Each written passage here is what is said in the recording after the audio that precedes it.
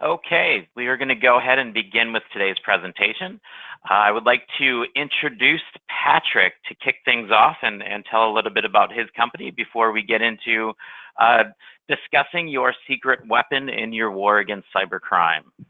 Patrick? Thank you, Eric, and thank you all. My name is Patrick Jacobwith, and I'm the CEO of Sunset Technologies. We appreciate you taking the time to listen to an educational seminar today. We also really appreciate your business. At Sunset, one of our key goals is to help you to keep your data safe.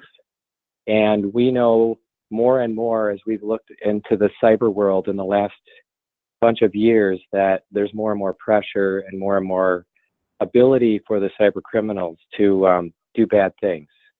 So our goal, again, is to help you to do that. We also, just as an aside, have an affiliation with the FBI, which allows us to stay on top of a lot of the cyber activity and get assistance from them. So there are still times when we have protections in place and the cyber criminals, being very well funded and very smart, get past some of that. Like if somebody clicks an email or clicks a link and lets a virus in. So we understand those things can still happen. So a key component of any data security offering, in our humble opinion, is tied to business continuity and a good backup solution. And Sunset has for years now partnered with Datto, who Eric is our presenter today from Datto. Datto is one of the best in the business and business continuity solutions, backup, and a host of other things. And we're very pleased and glad to have them as partners. Eric is a channel development manager at Datto. He's been there for 4 years. Excuse me. He is focused on traveling around the world, educating people on the latest cyber threats and risks for businesses of all sizes. So our goals are very much aligned, Sunset and Datto's. So with that, again, I say thank you. We're looking forward to hearing what Eric has to walk through for all of you. And we invite at the end questions. Eric will kind of give you some of the tips there. So Eric, thank you, and I'll let you take it from here. Awesome. Thank you, Patrick, and thank you all for joining us. As Patrick mentioned, yes, there is the ability to ask questions within the GoToWebinar control panel. So afterwards, we will have some time for Q&A. We will also have a recording of this if anybody would like to review it again afterwards. And so just to kick things off, yes, I'm Eric Torres, Channel Development Manager with Datto, and my role is to be one of the company's evangelists and just talking about the threats that are out there and what we're seeing, and ways to mitigate some of those risks that we do come across. I do want to spend a brief moment and just talk about Datto as a company. We are the world's largest MSP business on the planet. Being that we only sell through the experts. We sell through managed providers such as Sunset. We have global locations, data centers all over, offices all over the world, and we are supported by over 1,400 employees. And we are growing by leaps and bounds, and it's because of the technology and how we back up data. But more importantly, since we have that data, fast we can add that data in the event that something bad happens. So let's talk about backup and what people normally think backup is for. People normally equate a backup solution for the what-if scenarios. What if I experience a fire, a flood, or a tornado? Yes, you need a solution in place if those unfortunate situations do come up, but the likelihood of these happening is slim to none. But there is something that happens to every single network, no matter how large, how small, how much money is invested on that network, and that is people. People do terrible things to networks. People are the ones that click on the wrong links and open up doors they shouldn't open up to the outside world. Companies like Sunset, they build and design and maintain these beautiful networks.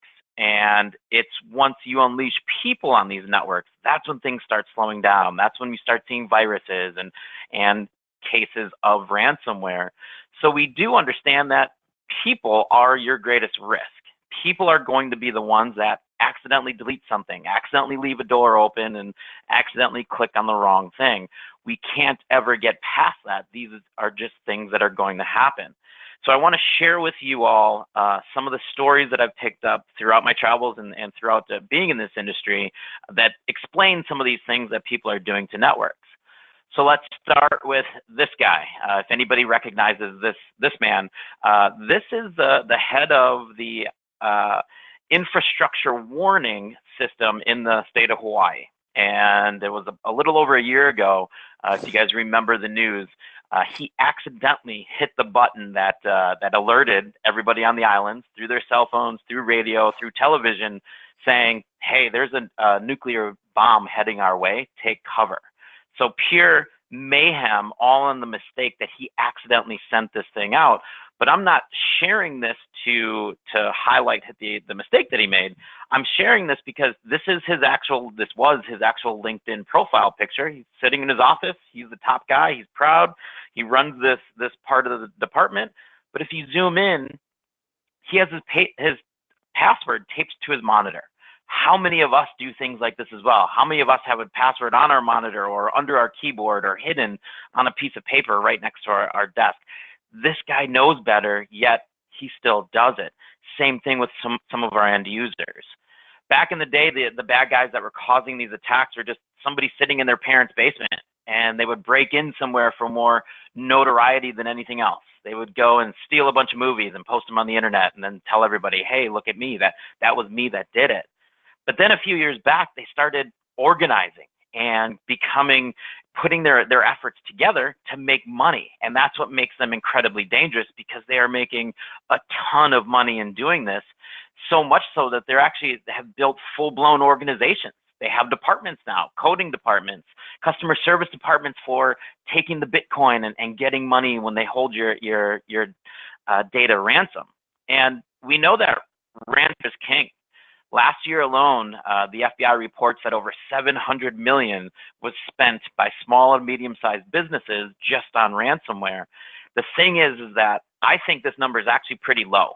I think it's much more than that, because how many people are even reporting this to the FBI for them to record it? So I'm guessing at least twice this is actually what's happening out there. Now, speaking of ransomware, I have some examples of ransomware that are by far my favorite examples that I like sharing with people, because it shows the evolution of ransomware and how far outside of the box these bad guys are thinking. This is one that came out a little while back that was a strain of ransomware that truly tests our own morality. If anybody has heard of this one, it's called Popcorn Time. And it is pure evil genius, as this headline reads. What this particular strain of ransomware is, it gives the victim the choice. You can either pay them to get your data back, or if you send this ransomware to two of your so-called friends and they pay the ransom, you'll get your data back for free.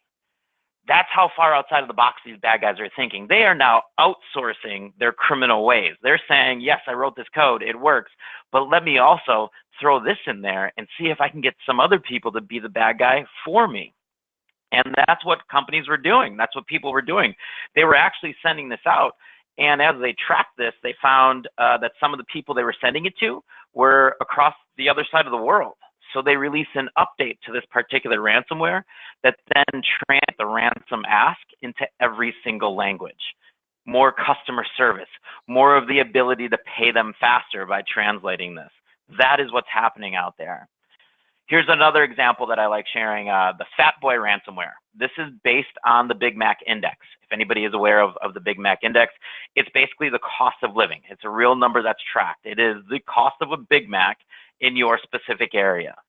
So this is the first of its kind that was location aware. They would change the ransom ask depending on where the victim lives, depending on where they attacked. So for example, if you were in Manhattan, and you're used to things being more expensive, you're used to that Big Mac costing $5.50, I'm going to ask more of a ransom from you because I don't want to leave money on the table, compared to somewhere like Appleton, Wisconsin, where the cost of a Big Mac is $3. I don't want to ask too much of that person in Appleton to get them to say, whoa, that's too rich for my blood, I'm not paying that. But that's not it. we also watched this one, and a short while later, as this ransomware was making its way around the globe, it popped up on a Russian language forum on the dark web for sale. So now any of us, if you log into this specific site, you can go buy this ransomware and become a criminal yourself. But that's not it. So basically these bad guys wrote code, it started working, they decided to start selling that code to make money and have a different revenue stream. So essentially they had a product, and what happens when you have a product? You have to support that product. So about 2 weeks after that, it popped up over Jabber, which is an anonymous chat forum where you can now contact these developers and say, hey, I'm thinking about buying your product, but I want to focus on healthcare. Can you help me get past the security layers that healthcare organizations have, or the banking industry? Or maybe it's just as simple as, hey, instead of that being a red box, can you make it a flashing red box?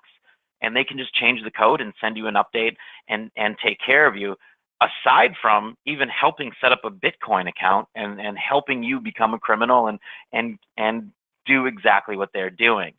That's how far ahead that these bad guys are thinking. Now, I also hear this all the time. I already have a great backup solution.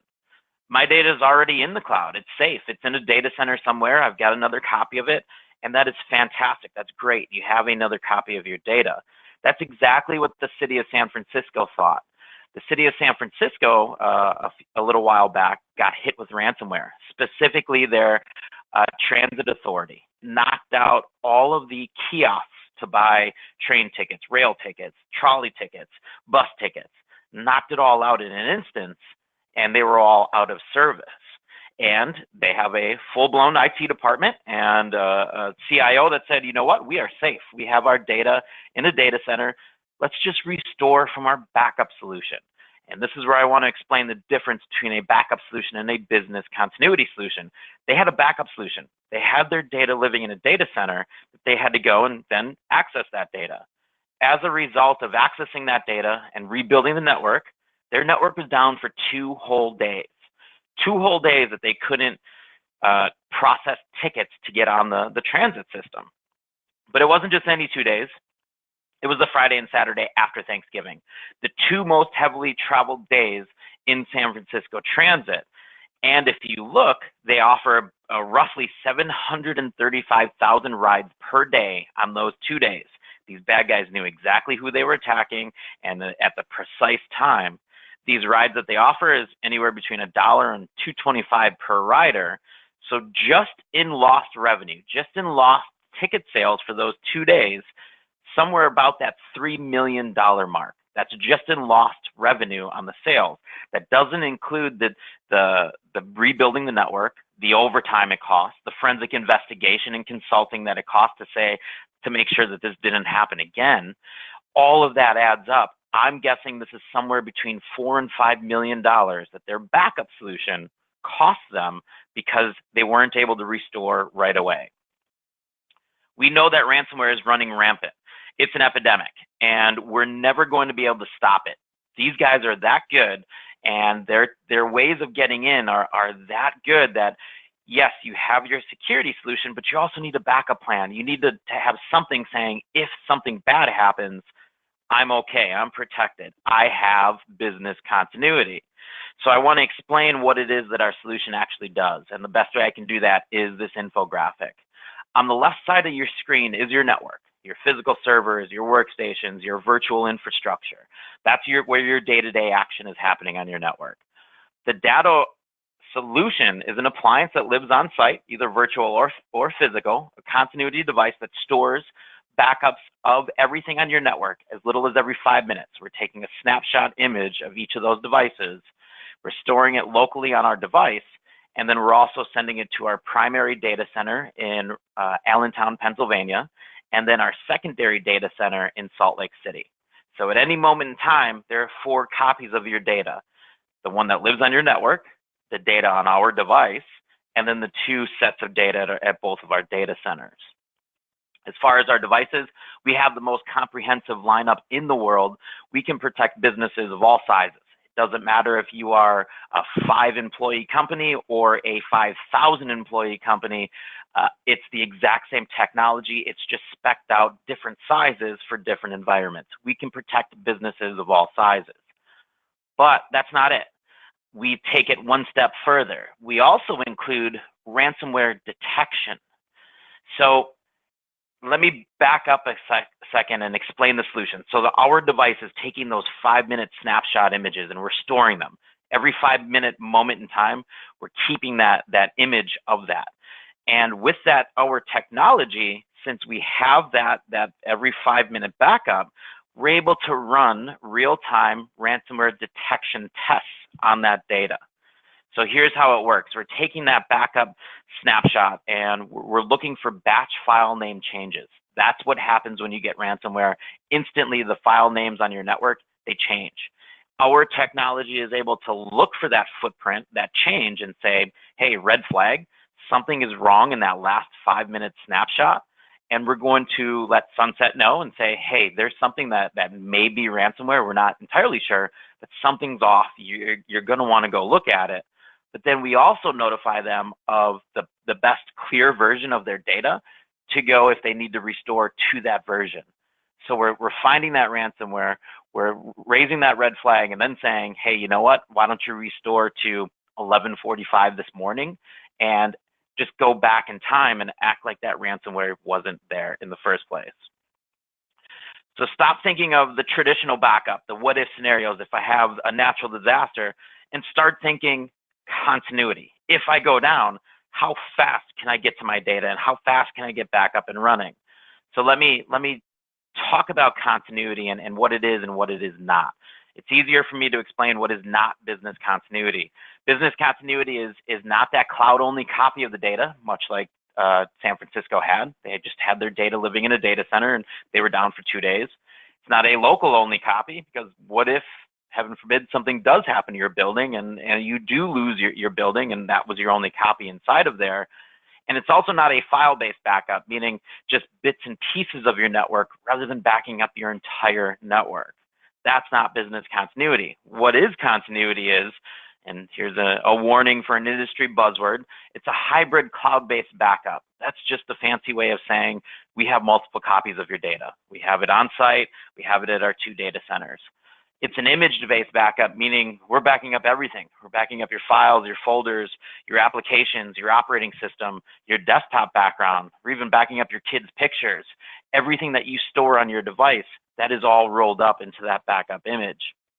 We deliver superior, another industry buzzword warning, RTO and RPO. It stands for recovery time objective and recovery point objective.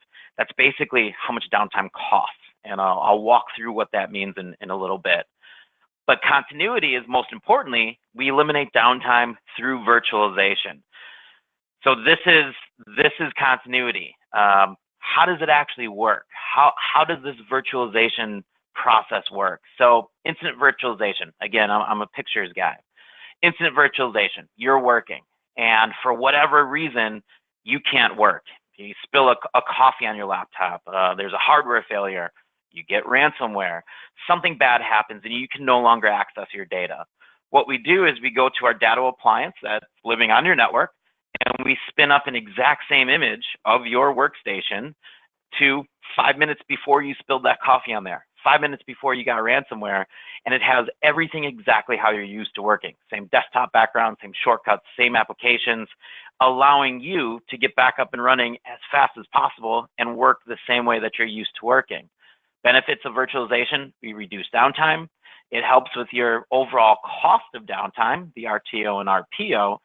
And this is the rub. This is what's making Datto grow at the pace that we're growing. We can do this both locally from our on-site appliance or from our data center, meaning hardware failure, we'll just turn our box into your new server. If the whole building burns down, we can spin up the entire network from our data center, giving you access to that via an RDP, remote desktop session.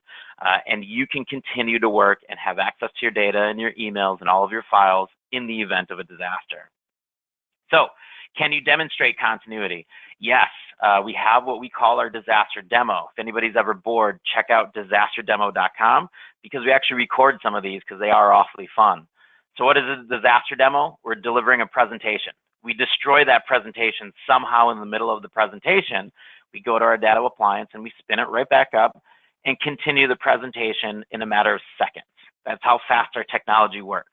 I can bring back a workstation in less than 10 seconds if it goes down. So in doing that, we have developed a disaster demo where we get creative in how we bring down presentations. We like to light fires. We do it live in front of people. We will light a device on fire, bring it down, and then virtualize that device and bring it right back and show them how fast we can get that back up and running. We don't always light things on fire. Sometimes we'll just have somebody in the room smash a device on the ground. But since I personally am a pyromaniac, we will light it on fire anyway, just to get a kick out of it and just to further get that messaging out there and get people talking about the solutions that we have. We also have frozen items. This was us on stage in front of about 500 people, freezing a device with liquid nitrogen and just showing them how fast we can get the DAC. Now, this has backfired on a couple of occasions, but this is a picture of us down in Sydney, Australia, and we had just opened our office down there, and this was in a sold-out downtown Marriott, and we did the disaster demo, and we told our engineer, go big, put a lot of magician flash paper in there and make that ball of fire pretty large. And this was the actual picture of the flame, and it was very large, much larger than we're all used to. And what we didn't realize is the smoke detectors in Australia are set much more sensitive than in the US. And all 600 rooms started going off the alarms and they started evacuating. And for the remainder of our presentation, we did have the Australian Fire Department sitting in the room with us, just cursing us, saying, you stupid Americans, what are you doing in here lighting a fire in a sold out Marriott? So that's what we've been known to do. We've kind of scaled back because we have gotten in trouble of doing these live demos. But the point of it is we can do this live in front of you and show you how fast we can bring your network back online if you go down. We can literally bring back a workstation in less than 10 seconds. Total data protection, that is what we do at Datto. Now, let's go back. I mentioned RTO and RPO, recovery time objective, recovery point objective. That's basically how much downtime costs. And in explaining this, I have an infographic that I had our marketing department create. And what you have in the middle is your disaster. Something bad happens. Your RPO, recovery point objective, is basically how far back in time are you willing to go to rebuild that network? Basically, when is your last backup? How much data are you willing to lose? Are you restoring from an hour ago? Are you restoring from last night? Are you restoring from last week? At what point are you going back to say, okay, this is what I'm going to restore to. This is the amount of data I'm willing to lose. Your RTO is recovery time objective. How much downtime can I face? How long can I be without my network? Is it an hour, 2 hours? Is it a full day? Can you be without your network for 2 consecutive days? Thinking of this, you can then start planning and saying, okay, if I'm down, here's the things I need to think of. What we have is an RTO-RPO calculator. This is a tool, an exercise that helps you estimate the amount of downtime and the cost of that downtime for your specific network. And I want to walk through real quick how to use this tool. Step one is you put in your thresholds, your time for your RTO and RPO. Again, how long how much data are you willing to lose? How far back in time? And how long are you willing to be without that data? This is time, and it's a sliding scale here where you just adjust it based on the slide. Step two is about your business itself. How many about your network? How much data is on that network? If you go down right now, what's your recovery process look like? Who are you calling? How fast can they get out there? How long until they get out there? Do you happen to be in a rural area where it might be 2 hours before you have an engineer on site? How often are you currently backing up your data? And if you do need to do a restore, is it from a local copy or a cloud copy? I'll warn you that a cloud copy, data can only move so fast. We take that into account based on the amount of data and transfer speeds if you need to access that data from the cloud. Step three is about your business. How many people are affected by this outage? What's the average hourly wage of your employees? From the least paid to the highest paid, what does that shake out to per hour? What is the average overhead hourly cost? A lot of people may not know this. It's roughly half of your average wage. If your average wage is $40 from the lowest to the highest, roughly $20 per hour per employee is your overhead, the lights, the rent, benefits, all of that, your insurance. And then if you happen to know the revenue generated by per hour per employee, you can enter it here. That is if you're an accountant, a law firm, an engineering firm, where you know per hour what your billable rates are and what you can expect your employees to generate for you. If you don't have that, it's perfectly fine to leave that at 0. And then you hit calculate, and it lets you know, based on the size of your network, how many employees you have, what you pay those employees, how much downtime truly costs you. This is a real world scenario right here. We have a small network, 400 gigs of data. It costs $4,000 every time they go down, just based on that.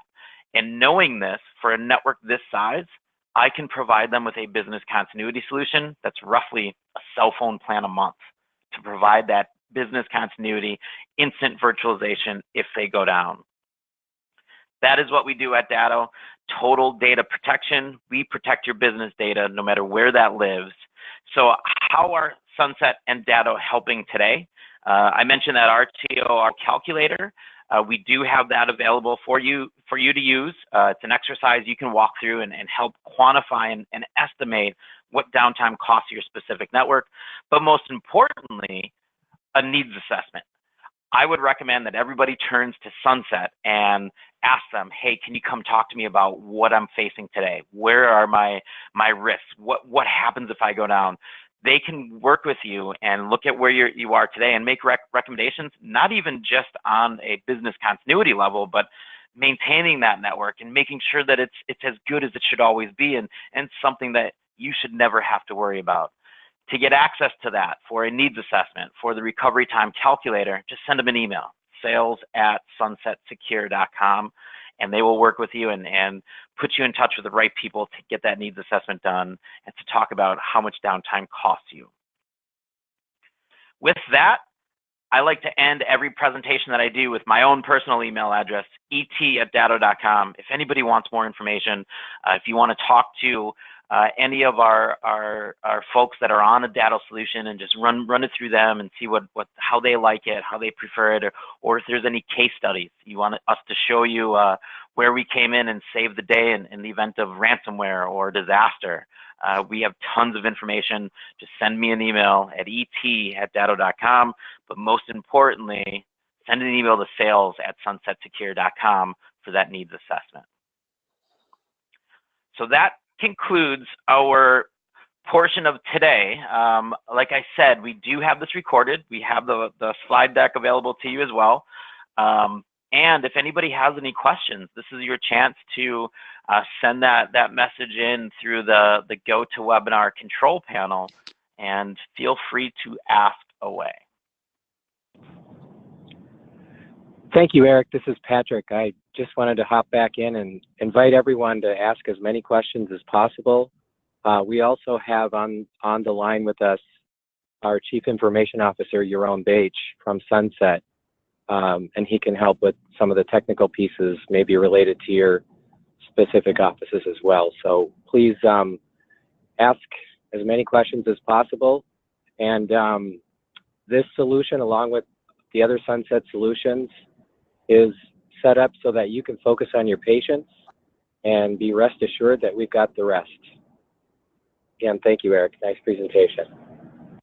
Yes, absolutely. And I do see some questions coming in. First one that I will address is, what is to stop your solution from spreading ransomware itself? Meaning, and I think this is what you're getting at, let's say you have ransomware and it infects the backup chain. And I want to briefly explain the technology behind our backup. Most backup solutions, it's a chain. You have your main base backup, and then every change that you make to the network is a link in the chain that is then added. And you need all of those links to make your backup solution work. At Datto, it's completely different. We don't have a chain linked backup solution at all. Every single moment in time is completely isolated. So if you do get ransomware, there is not a chance it could even touch any of the previous backups that we have because they're not linked together at all. I have another question is, what is the cost? The cost, it varies. And I know people don't like hearing that as an answer, but it's dependent on the size of your network. As I mentioned before, those smaller networks, it could be roughly a cell phone plan a month on up to a few $100s a month, depending on your size network. What we do is we spec out the solution to not only back up your current situation, but allow for to have enough horsepower in the event that there is a disaster and we need to virtualize. And then we also take into account growth, because we don't want to replace the solution in 2 years with a new one. We want this solution to grow with you. So we take all of that into account, and it truly does vary based on the size of your network.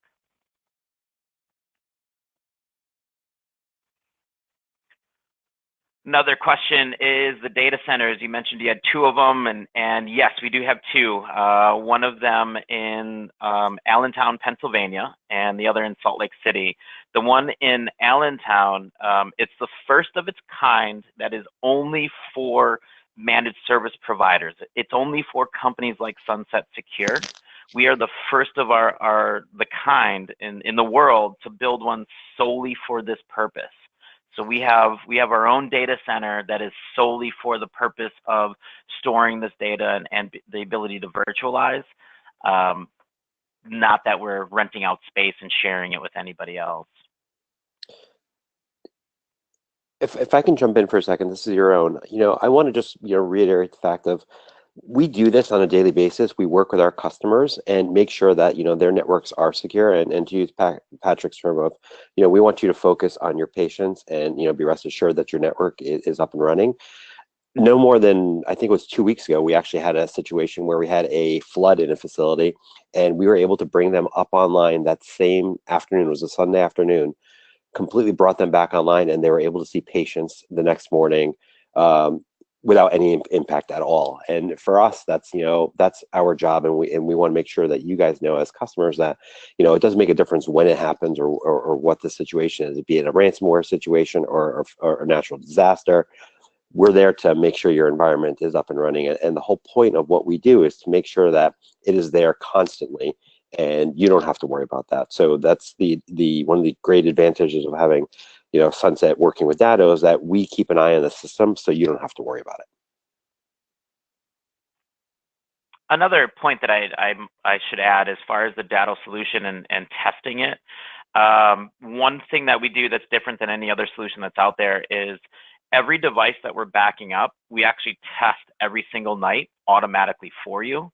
What we do is we virtualize that data in our data center, and we get to the login screen of every single device, and we take a screenshot of the login screen, and we send that to Sunset and just saying, hey, here's across your entire fleet, every single device has been virtualized, it's been tested, it is viable in our data center should you go down.